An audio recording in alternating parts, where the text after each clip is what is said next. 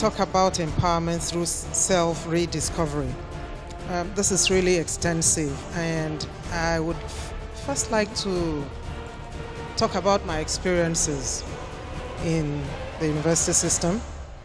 I have come across numerous cases of parents who get the children to do what they want the children to do and not what the children necessarily would want to do.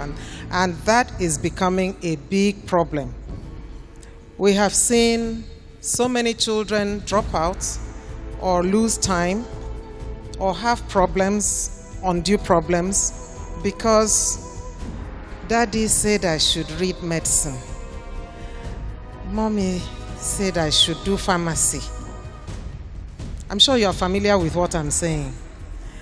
And each time, and there are very many times, each time I tell the parent, now I seek to meet the parents, because many times the children are so helpless. And I make every parent I talk with to understand that every program is relevant. And it is really the class of pass of the child that is important. Every program, building technology, is as important as architecture. Any program is as important as law. Any other program is as important as medicine. And that is because every person cannot be a medical doctor. Who will be the patients?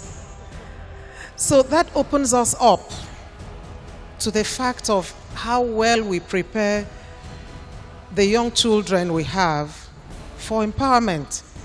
I'm sure that we are familiar with many who graduate with specific certificates and then they drop those certificates and they cannot function well in those areas of life. So it is very important that we note this. When we talk about rediscovery, I personally started life in a television service. So I found that I was a misfit there because I really could not get used to the publicity. I couldn't come to terms with being spotted everywhere and being, pointed at. So I moved jobs. And I knew that I was still going to go to school. But what I learned was that the television service would expose me to courses in the television, how do you call that place in? Yeah. So those in-service trainings, and I knew that I wanted to do a PhD. I wanted to impart knowledge. I had those dreams. But I found myself first on a wrong job. So it is important as parents. I think it has to do with how we were raised. You have got to be serious enough to know where your strength lies and try to work towards that area. And I find that many of the children who I try to counsel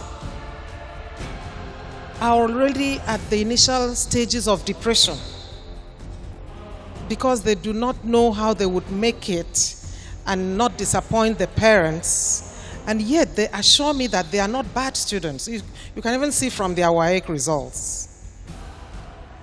So this forum should also be a platform that can set us up to be able to critique ourselves as guardians, as parents. And so we do not model our lives or model the children's lives against our lives, what we would have preferred to be.